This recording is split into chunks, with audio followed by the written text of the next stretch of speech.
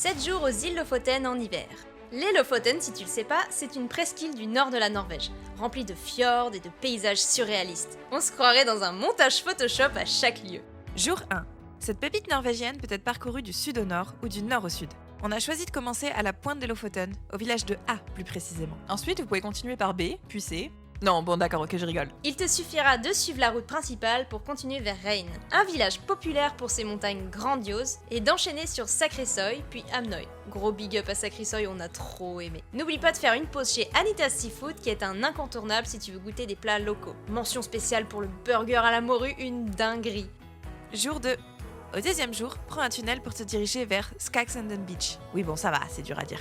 Avant d'atteindre le village pittoresque de Newsfjord, connu pour être un village de pêcheurs qui a traversé les âges. Ce port a été transformé en musée géant et l'ambiance y est folle sous la neige.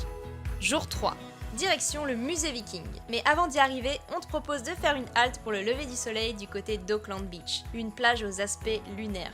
Après 20 minutes de route, tu pourras te balader dans cette reconstitution de maison viking, mais aussi dans la nature pour rejoindre un lac gelé en contrebas, où le dracard du musée reprendra sa place au printemps. Et fais pas comme nous, n'essaye pas de marcher sur le lac, c'est dangereux.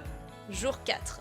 Ok, maintenant c'est parti pour Henningsvær, ce village connu pour son terrain de foot scénique entre fjord et mer de Norvège. C'est vraiment incroyable. On te recommande un tour de kayak avec Peter de Kayak Lofoten pour une petite activité sportive. D'ailleurs, on a eu une chance de malade parce qu'il y avait personne, donc c'est juste devenu notre guide privé. Jour 5.